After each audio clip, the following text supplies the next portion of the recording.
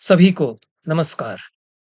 मैंने परसों के दिन यूट्यूब के इसी चैनल पर गणेश चतुर्थी से अनंत चतुर्दशी तक की यात्रा इस शीर्षक से एक वक्तव्य प्रस्तुत किया है।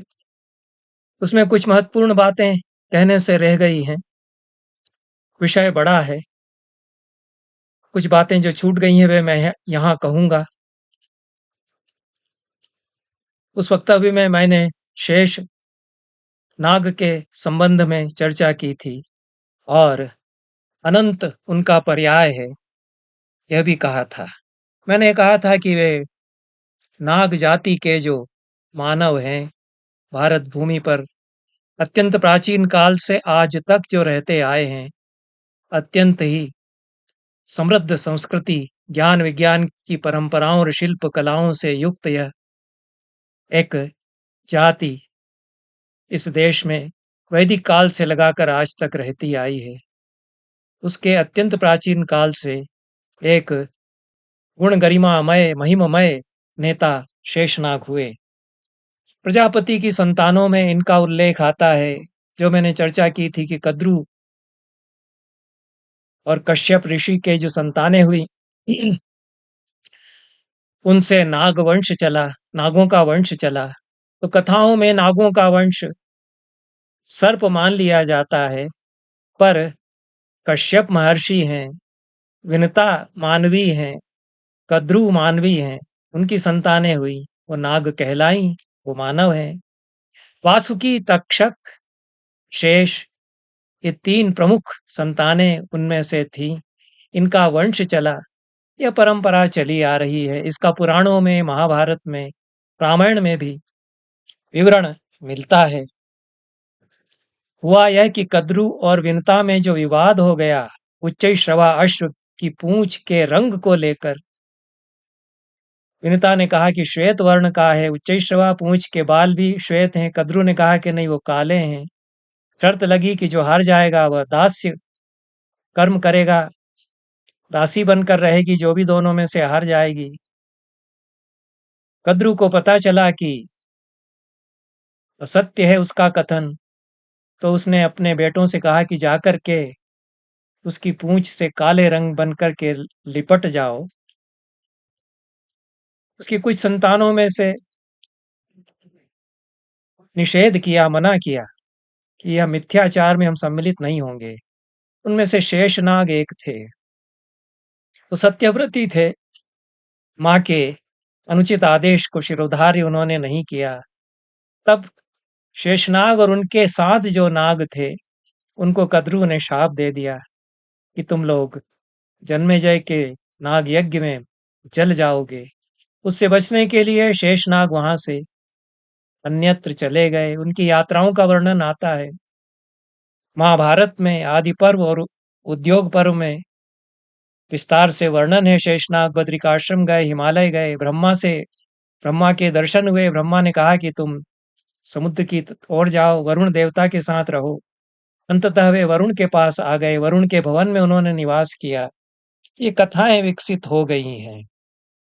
ये महाभारत के आदि पर्व तथा उद्योग पर्व में शेषनाग के संबंध में कथाएं बताई जाती हैं।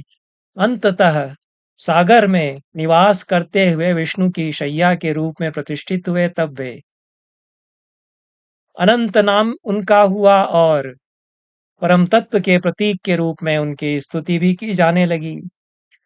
शेष का अर्थ जो बचा रहा, जो नाग उसमें से कद्रु के शाप से भस्म होने से बच गए, इसलिए शेष वो कहे जाते हैं। और परम तत्व के रूप में जो सदैव बचा रहता है, इस अर्थ में भी वे शेष हैं। ये एक संबंध जुड़ जाता है। इसलिए जब ऋग्वेद में तथा अन्यत्र परम तत्व के वर्णन में यह कहा जाता है कि पादोस्येहा भवत् पुनः त्रिपादस्यामृतम दिवि, उसका पाद या एक चौथाई अंश तो इस संसार में है, और त्रिपादी तीन चौथाई अंश उसका अवशिष्ट रह करके ऊपर है, जो कि अविज्ञेय है, अज्ञेय है, वह अनंत है। उसी को उच्छिष्ट ब्रह्म भी कहा गया। अथर्ववेद में उच्छिष्ट ब्रह्म के रूप में परम तत्व का वर्णन है। तो उच्छिष्ट कहें या शेष कहें या 3/4 अंश, क्योंकि गिना नहीं जा सकता है इसलिए उपलक्षण से 3/4 कह दिया है। एक बहुत बड़ा अंश जो ऊपर ऊपर रहा है वह उच्छिष्ट है, वह शेष है, वही परम तत्व है, इस रूप में उसका वर्णन किया गया। उसके भी प्रतीक शेषनाग हुए। यह हम शेषनाग के संबंध में अनंत के रूप में जो उनका वर्णन है वह अंततः सुपूजित होने लगता है। नाग जाति के लोग तो उसकी पूजा करते ही होंगे। वैष्णव परंपरा में, भागवत धर्म में भी विष्णु के अधिष्ठान के रूप में फिर उनकी पूजा होने लगती है। तब वे अनंत के रूप में पूजित होते हैं, शेष कहे ही जाते हैं। तब सहस्र शीर्षा पुरुषा, सहस्त्राक्ष, सहस्राक्ष, सहस्रपाद इत्यादि जो वर्णन है वो शेषनाग पर भी घटित किए जाते हैं। वे इस सदाधार पृथ्वी द्यामुते माम, उस पृथ्वी और भुवन को वे धारण करते हैं अपने फणों पर, यह भी वर्णन आता है। यह एक उनके संबंध में हम देखते हैं। और विष्णु पुराण में षष्ठी के संभरता, षष्ठी के धारण करता, दोनों रूपों में बहुत विस्तार से वर्णन है। अन्य पुराणों में भी वर्णन है शेष का। अंतिम बात जो इस प्रसंग में बहुत ही महत्वपूर्ण है शेषनाग के संबंध में, यह तो मैं कहता ही आ रहा हूं कि नाग जाति के लोग शिल्प कलाओं में, ज्ञान विज्ञान की परंपराओं में बड़े निपुण हुआ करते थे। पर उनमें से शेषनाग कुछ अलग ही हुए, क्योंकि उन्होंने विविध शास्त्र परंपराओं का बड़ा अच्छा अभ्यास किया। तब नाग जाति के पास जो शास्त्र परंपराएं थी उनके भी वे संवाहक के रूप में प्रतिष्ठित हुए। और इस रूप में पूरी परंपरा में शेषनाग को महाज्ञानी, महापंडित, विद्या के देव के रूप में भी पूजित किया जाता रहा। ऐसा लगता है कि सरस्वती के बाद ज्ञान के देवता के रूप में शेषनाग स्मरण किए जाते रहे हैं, क्योंकि पतंजलि उन्हीं के अवतार हैं, ऐसा माना गया। जो भाषा शास्त्र और व्याकरण के महान ज्ञानी हुए, पिंगल भी उन्हीं के अवतार कहे गए, जो छंदस शास्त्र के प्रथम व्याख्याता, वैदिक छंदस शास्त्र के व्याख्याता हुए। इस रूप में शेषनाग की पूरी शास्त्र परंपराओं के उद्धरता, धारण करता, प्रतिष्ठापक के रूप में शेषनाग को परंपरा में स्मरण किया जाता रहा। इसलिए भी वे देवता के रूप में पूजित हुए, एक महाज्ञानी, महापंडित के रूप में वे पूजित हुए। इस संबंध में एक बड़ी ही रोचक कथा मुरलीधर कवि भूषण कृत छंदो हृदय प्रकाश में आती है।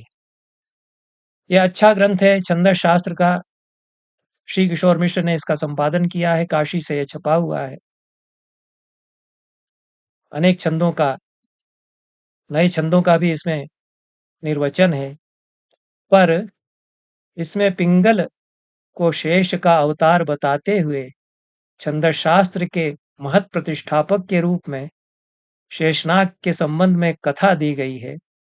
वह बड़ी ही सुंदर कथा है। कथा इस प्रकार है कि सकल भुवनों को अपने मस्तकों पर, फणों पर धारण करते करते शेषनाग कुछ ऊब गए। तो उन्होंने कहा कि अब मैं भूलोक पर जाकर के भूलोक का दृश्य थोड़ा देख करके मन बहलाऊंगा। तो विष्णु भगवान को भी उन्होंने कहा कि आप अब थोड़ी देर अलग होकर के कहीं विराजमान होइए और मैं थोड़ा सैर करने जाऊंगा, भूलोक पर जाऊंगा। ऐसा कहकर वे समुद्र से बाहर आकर के भूलोक पर अवतरित हुए। भूलोक का सौंदर्य देख करके बड़े प्रमुदित हुए। अच्छी हवा समुद्र किनारे पर छू रही थी। उसे मगन होकर के आनंद से कुछ आंखें उन्होंने मूंद ली। आंखें जब उन्होंने खोली तो बहुत सिट्टी पिट्टी उनकी गुम हो गई, वो सक पका गए, क्योंकि सामने गरुड़ विराजमान थे उनके।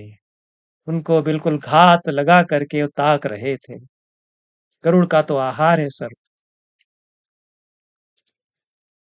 अब शेषनाग ने कहा कि क्या उपाय करूं? ये तो मुझको खा जाएंगे। गरुड़ ने कहा कि बहुत दिनों के बाद इतना अच्छा आहार मुझे मिला है। मैं तुम्ही को ढूंढ रहा था और मैं भूखा हूं। मैं तुमको खा करके अपनी क्षुधा तृप्त करूंगा। तो शेषनाग ने कहा कि हे गरुड़ देव,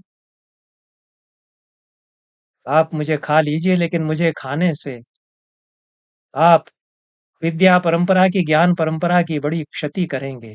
क्योंकि मेरे साथ व्याकरण की परंपरा तो कहीं न कहीं मेरी चली गई है भूलोक में, लेकिन छंदस शास्त्र की परंपरा अभी भी मेरे ही पास बची हुई है। उसका तो पूरा नाश हो जाएगा भूलोक में, वो फिर रहेगी नहीं, बचेगी नहीं। तो ये आप सोच लीजिए कि आप बड़ी क्षति करेंगे, इसलिए मुझे छोड़ दीजिए। तो गरुड़ ने कहा कि मुझे चिंता नहीं है, कौन-सी परंपरा शास्त्र की बची रहेगी। मेरा तो आहार तुम हो, तो मैं तुम्हारा भक्षण करूँगा। तो शेषनाग का यह उपाय नहीं कारगर हुआ। तब उन्होंने दूसरा उपाय सोचा। कितने विचक्षण विलक्षण थे इसको बताने के लिए कथा गढ़ी गई है। बाकी तो गरुड़ जाति के जो मानव हैं, जाति हैं, उनको अमीश त्रिपाठी या अमीश ने उपन्यास लिखे हैं, उनमें मलय पुत्र कहीं कह दिया है। उन्होंने अपनी अलग परिकल्पना की है। तो वायु पुत्रों की एक अलग जाति है, मलय पुत्रों की एक अलग जाति है। नाग जाति के लोग तो उनमें नहीं आते हैं, जो कि इतने शक्तिशाली और बड़ा समाज है। लेकिन जैसा मैं समझता हूँ कि ये गरुड़ जाति के मानव हैं, इन्हीं में जटायु, संपाति आदि ये सब लोग आते हैं। और एक तरफ नाग जाति के लोग हैं, दोनों में वैर है।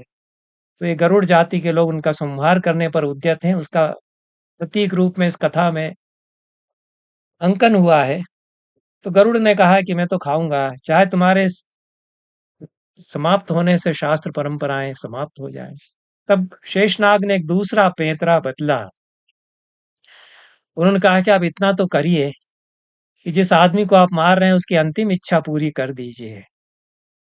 तो अंतिम इच्छा पूछा गरुड़ ने कि क्या है? उन्होंने कहा है कि मैं चाहता हूं कि ये छंदस शास्त्र बचा रहे, मेरे साथ ये समाप्त न हो जाए। अब यहाँ पर तो आप हैं और मैं हूं, तो ये हो सकता है कि आप छंदस शास्त्र मुझसे पढ़ लीजिए, मैं आपको सिखा दूंगा, आप उसको धारण किए रहिए। तो मुझे संतोष होगा कि छंदस शास्त्र बच गया। इस भूलोक पर गरुड़ जाति के लोग ही कम से कम सीख लें, हमारा संहार अगर आप कर ही रहे हैं। यह शेष ने कहा। गरुड़ ने कहा कि ठीक है, छंदस शास्त्र तुम हमको बोलते जाओ, हम धारण कर लेंगे। गरुड़ भी बड़े प्रज्ञावान हैं, मेधावी हैं।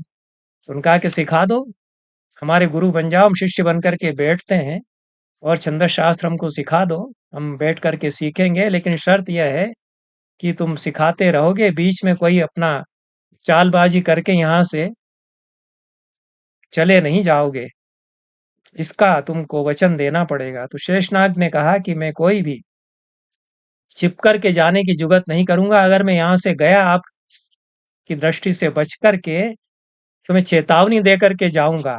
आपको पढ़ाते पढ़ाते यदि मैं गया भी, तो मैं वार्निंग दूंगा कि यह अब मैं चला, तब आप झपट्टा मार के मुझे खा ही सकते हैं। शेषनाग ने कहा है। संक्षेप में मुरलीधर कविभूषण ने कथा बताई है, अन्य किसी स्रोत में मुझे नहीं मिली, हो सकता है किसी पुराण में प्राप्त हो। अब इस कथा में होता यह है कि शेषनाग छंदस शास्त्र का उपदेश देने लगते हैं। पिंगल उन्हीं के अवतार हुए। छंदस शास्त्र के वे प्रकांड प्रथम आद्य आचार्य हैं, व्याकरण के भी वे आद्य आचार्य हैं, और लक्ष्मण भी उनके अवतार हैं। तो लक्ष्मण को इसीलिए बड़े ज्ञानी के रूप में यदि माना जाए तो अनुचित नहीं है। जो अमीश त्रिपाठी ने अपने उपन्यास में बताया है कि वे बड़े विचक्षण विलक्षण है प्रज्ञा और मेधा में। बलराम भी इन्हीं के अवतार कहे गए, और संकर्षण शेषनाग का भी नाम है, वही बलराम का भी नाम है। तो भूलोक पर जो भी व्यक्ति किसी विशेष कला में, प्रज्ञा में विलक्षण विचक्षण होता है, उसको शेषनाग का अवतार बता दिया जाता है। अवतार का यही मेरी दृष्टि से स्वारस्य या अभिप्राय है कि जो कोई देवता के रूप में पूजित है, उसके गुण किसी व्यक्ति में आते हैं, दिखाई पड़ते हैं, तो उस व्यक्ति को उसका अवतार, उसके गुण उसमें अवतरित हो गए, यही अवतार है। तो लक्ष्मण में और बलराम में शेषनाग के गुण, क्योंकि लांगल और हल। ये जो शेषनाग की आइकोनोग्राफी बताई जाती है और उनके स्वरूप का वर्णन किया जाता है, उसमें भी उनकी भुजाओं में लांगल और मूसल ये वे धारण किए हुए हैं। तो बलराम भी लांगल और मूसल धारण करते हैं। तो ये गुण शेषनाग के बलराम में दिखाई देने के कारण उनको शेषनाग का अवतार कहा गया। इसी तरह से प्रज्ञा, विचक्षणता, शास्त्र ज्ञान इत्यादि गुण लक्ष्मण में दिखाई पड़ने के कारण कदाचित उनको शेषनाग का अवतार मान लिया गया। तो यह शेषनाग की जो विलक्षणता है वह यहाँ फिर इस कथा में प्रकट होती है कि वो छंदस शास्त्र का उपदेश गरुड़ को देने लगते हैं। गरुड़ को धीरे धीरे लगता है कि ये तो बड़ा मनोरम शास्त्र है। एक एक छंद का लक्षण जिस तरह से छंद शास्त्र के जो उसका जो स्वरूप है उसको बताते हैं, छंदस किसको कहते हैं उसको बताते हैं, और आच्छादकत्व के कारण छंदस कहा जाता है।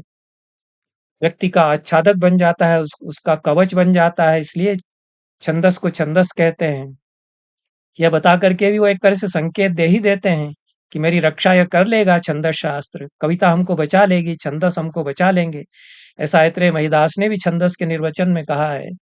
फिर छंदस का स्वरूप बताते हुए छंदस शास्त्र में जो छंदों के भेद हैं उनको बताते हुए एक एक करके छंदों के भेद बताते हैं शेषनाग।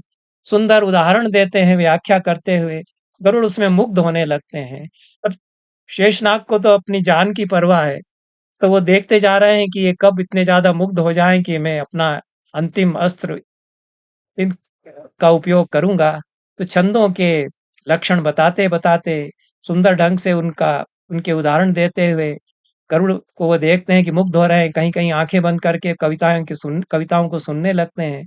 तब वो भुजंग प्रयात नाम के छंद का लक्षण बताते हैं। भुजंग प्रयात वैसे भी बड़ा रिदमिक पैटर्न वाला छंद है। यमाता यमाता यमाता यमाता, यह जो उसका भुजंग प्रयातम चतुर्भिर यकारैः, 4 यगण से भुजंग प्रयात बनता है। बहुत सारी अच्छी कविताएं हमारी भुजंग प्रयात छंद में लिखी गई हैं। गजल जो फारसी में है उसमें भी इसी से मिलती जुलती बहर आती है गजल में, और उसमें गजलें अच्छी लिखी जाती हैं। और संस्कृत में भी गजल अनेक अच्छे गजलकारों ने भुजंग प्रयात छंद में लिखी है। ये बड़े रिदमिक पैटर्न वाला लय गति यति वाला छंद हुआ करता है। उसका लक्षण बताया और सुंदर उदाहरण शेषनाग उसका उसका पाठ कर रहे थे। और उसके अंतिम चरण में भुजंग प्रयातम भुजंग प्रयातम भुजंग प्रयातम भुजंग प्रयातम, इस प्रकार से ये आवृत्ति होती है भुजंग प्रयात शब्द की 4 बार।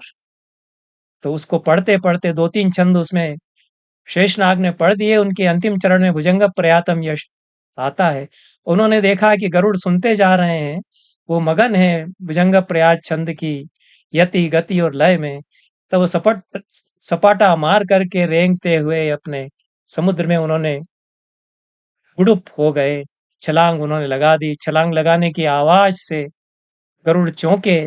उन्होंने देखा कि शेषनाग तो गायब हैं और समुद्र में उछाल मार करके वे चले गए हैं। तो उन्होंने चिल्ला करके कहा कि ये तो धोखा तुमने दिया, चीटिंग कर रहे हो। तो शेषनाग ने वहीं से अपना फण बाहर निकाल करके कहा कि यह हमारी और आपके बीच में शर्त तय हुई थी, अनुबंध हुआ था कि मैं आपको चेतावनी दूंगा। मैं आपको चेतावनी दे चुका 2-3 छंदों में। भुजंग प्रयातम मैंने चतुर चरण में आवृत्ति की, उससे मैंने चेतावनी दे दी थी कि भुजंग प्रयात है, भुजंग जो है वो जा रहा है, तो मैं तो अब गया पानी में। ऐसा कहकर के शेषनाग पुनः समुद्र में जाकर के विलीन हो जाते हैं। यह कथा मुरलीधर कवि भूषण ने बताई है, परंपरा से उनको मिली होगी। शेषनाग के संबंध में किस प्रकार से कथाएं गढ़ी गई हैं, उनमें गरुड़ जाति के मानवों का और नाग जाति के मानवों का तब से संघर्ष चला आ रहा है कि विनता की संतानें उसमें गरुड़ हैं सबसे पहले, और कद्रु की संतानें उसमें नाग हैं सबसे पहले। प्रजापति की वंश परंपरा में दोनों ही आते हैं। सृष्टि के आरंभ में ये प्रजापति से दोनों ही उत्पन्न हुए हैं, लेकिन भूलोक में इनका वंश जब चलता है तो इनमें संघर्ष होता है, युद्ध होते रहते हैं। उस युद्ध की प्रतिच्छवि इन कथाओं में चली आ रही है और उसमें तक्षक, वासुकी और शेषनाग ये बड़े महनीय पुरुष हैं। इनके संबंध में कई किंवदंतियां, कई कथाएं चलती रहती हैं। और वासुकी तो बहुत महापुरुष कोई रहे होंगे, किस प्रकार से वो अपना साम्राज्य स्थापित करते हैं, उनकी वंश परंपरा चलती है। जरत्कारु उनकी बहन, उसका जरत्कारु ऋषि से विवाह करके वे रक्षा करते हैं बड़े वंश की अपनी इस प्रकार से। और एक तरफ शेषनाग हैं, जो इतने महनीय व्यक्तित्व हैं कि वो देवता के रूप में, फिर परम तत्व के रूप में, फिर अनंत के रूप में, फिर विष्णु के भी आधार या उनके शैया के रूप में सुपूजित होते हैं। लेकिन सरस्वती की तरह बड़ी ज्ञान परंपराओं के भी वे आद्य प्रतिष्ठापक और देवता हैं। इसलिए इस तरह की कथाएं उनके संबंध में यदि चली आ रही हैं, तो उनके पीछे ये पूरा एक भारतीय, प्राचीन भारतीय समाज और उसकी जातियां और आद्य हमारी जो जातियां हैं वे रही हैं।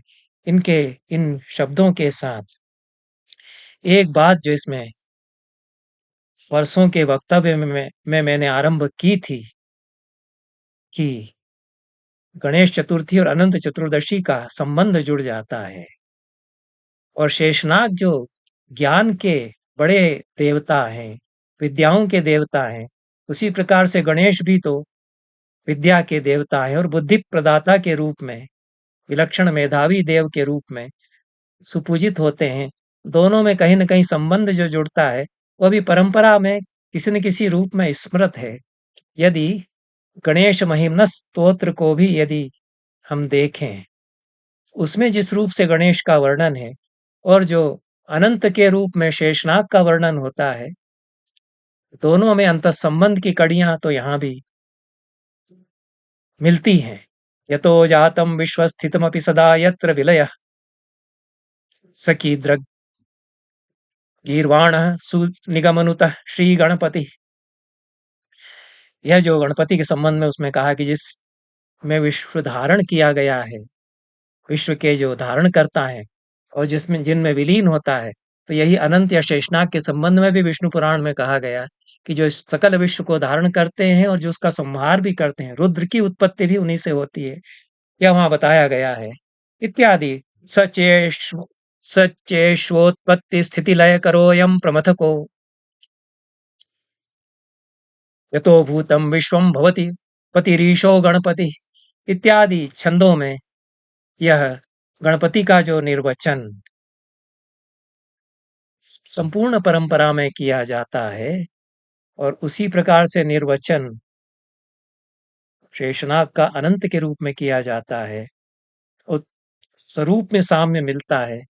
इसलिए अनंत शेषनाग और वही गणपति के रूप में भी यदि परिकल्पित होकर के प्रतिष्ठापित होते हैं, क्योंकि नाग शब्द का अर्थ बाद में हाथी होता है और वही उसका मस्तक उनके मस्तक के रूप में शोभित होता है। ये अंतः संबंध कहीं न कहीं दोनों में जुड़ता है। इन शब्दों के साथ यह वक्तव्य आज का मैं समाप्त करता हूँ। बहुत बहुत धन्यवाद सभी को। नमस्कार।